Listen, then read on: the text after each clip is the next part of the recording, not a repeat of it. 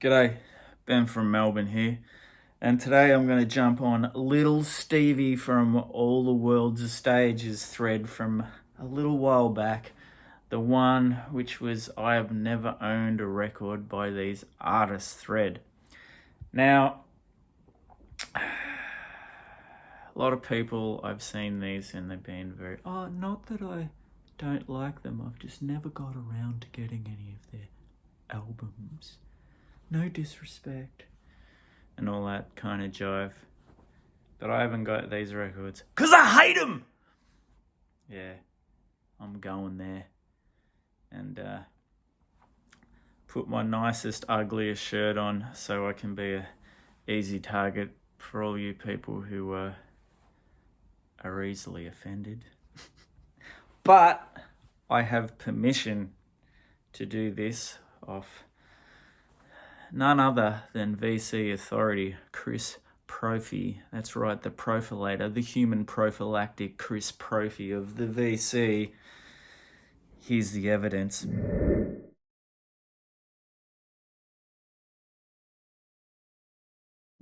All right, so a little bit different. Gonna do 5 Australian ones, Yes, unfortunately, we have some shit bands too that I would never buy any of these records. But I'd like to add a little international flavour as well, because, there's some amazing piles of stinky, horrible, woeful pieces of wank put to plastic out there on the international stage. But anyway, let's start with the most cliche of all Australian band who I have never and will never own a record by, and that's Men at Work. Do I have to say any more? You've heard that song that apparently represents all of us here in Australia, eating Vegemite sandwiches.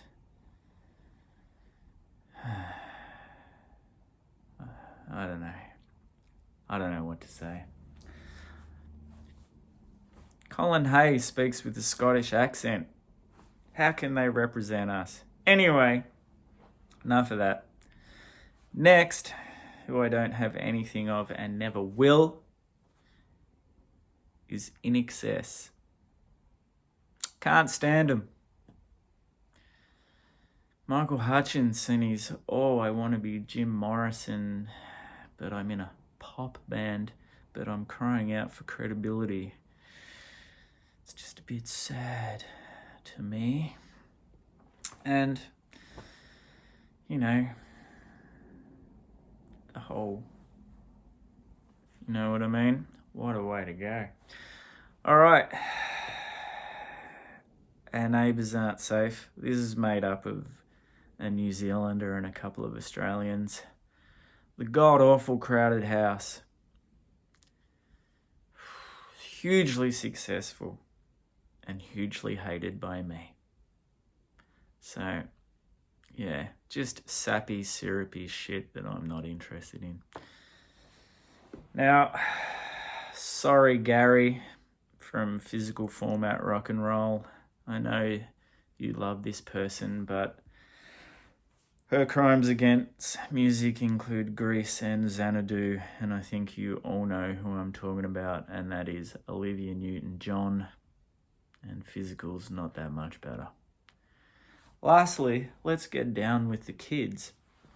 And I found a whole new way to hate a band who will never own their stuff.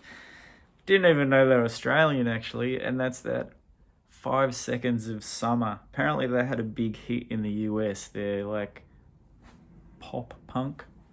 Is that a thing? Apparently they sound like Blink-182, which is reason enough to hate them. But it gets better. Apparently, One Direction, yes, them, Mr. Styles and the crew, own a 50% share of a London-registered company which has shares in 5 Seconds of Summer. So it just makes me feel all inside when apparently, you know, One Direction are tweeting, 5 Seconds of Summer have a new single out, and their 80 bazillion screaming fans jump on board that, and, you know, I don't know, there's something just not right about that for me. Anyway, one special mention of Australian bands that I hate, maybe two. The Chats. What the fuck? Mullet-wearing bogan knobs trying to be Aussie, and they're just knobs. Yeah, I've said knobs twice. I can't think of a more apt word for them. Just lowest common denominator bullshit, like Amyl and the Sniffers. One trick ponies. That's all I can do. Chats, especially Cosmic Psychos wannabes, big time. Go to the source, the good stuff. Get on the Cosmics. Fuck the other shit.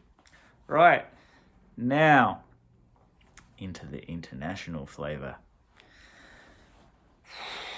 Now, this next one is what happens when your head is so far up your ass, you start believing that you're seeing the sunlight again. And that is the sound of Van Morrison. Oh, what a wanker. Who would have thought that a man could pummel us with such wank, self-important drivel after the great hard-driving R&B of them in the 60s? But oh, has he what? And he's proved to be a psycho with all of his anti-vax lockdown rants and, yeah, knob of the knobs. Second, which incorporates 3, which you might say is a cheat, but that's what this is all about. I call it the access of cocaine evil. Those fussy records. The ones which are, everything is like within an, you know, the detail is within nth degree of its life, and it sucks all of the life out of it, and it's just AOR pap.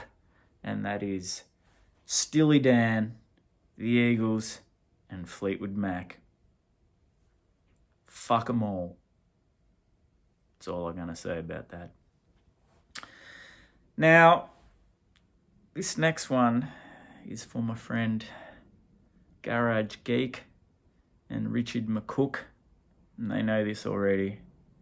I am mystified by people who seem to have great common sense and great taste, but then it all goes away when it comes to ABBA. Why do you love that Euro trash? It's horrible. You know when you have something too sweet and it makes you sick? ABBA. And sorry, there's a whole lot of apologists out there for my number 4. I will do a service to my good friend the Doyen, who always does it for me. I'd like to say, look away now, PC 30 when.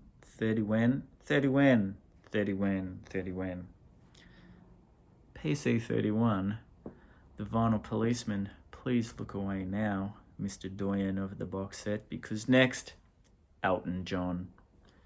Everyone says, but he's 70s stuff.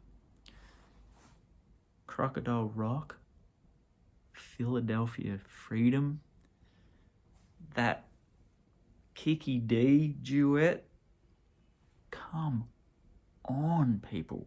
Come to your senses. Overwrought. Crap. Last one of my top 5 of bands or artists that I have never known. I've never known them. I never want to know them. They probably never want to know me. But I've never owned any of their records, and I never will, This one is an anomaly because I hate them so much that I'm glad they exist so that I could hate them. And that, of course, is U2. Oh, what a bunch of wankers. Led by King Knob Bono. The Edge. He's about as edgy as a bowl of custard, mate. And man, if he took off his effects pedals, there'd be a whole lot of nothing going on there. But I just can't help but love that they never let me down with their unbelievable amount of self-importance they carry themselves with. Of course, they got to be frontline in Ukraine, playing their songs to make the troops feel better. I don't give a fuck about that. I want friggin' weapons and aid and help, not fucking lame version of I still haven't found what I'm looking for. Anyway, yeah, I'm glad they're there. So there's something good to measure by how far blown you can go from good intentions and then going into I'm so important that I think that rock stars have valuable opinions about things going on in the world stage of politics and war and all of that stuff. There are bands who do that well and actually put their money where their mouth is. But fuck you too. All right. Honourable mentions. Coldplay, probably the opposite of U2. Coldplay are so beige, so wallpaper, so boring that they can't even fire up my little black heart to feel anything. Next, Janis Joplin. Always sounded like Marge Simpson singing to me. Sorry, psychedelic heads. Dire Straits. Sleepy time music. Queen. It's too over the top, man. It's embarrassing. It's schmaltzy. It's too Queen. Watch the subs drop off and the trolling comments come in. This one is specifically for Garage Geek just because I know it'll piss him off. Barbra Streisand. That's all I'm going to say. Nice blanket statement here, just in case I haven't pissed everybody off. I just want to say all prog rock. And lastly, the Beatles. No, I just wanted to hang that in the air for a sec, just to see how that would go down. Of course I like the Beatles, but the VC, you're starting to make me hate them. All right, that is a whole stack of shit that I hate that I will never buy. And this has been a channel that will make sure that a whole stack of you will probably never watch my shit again. Thanks if you lasted through that.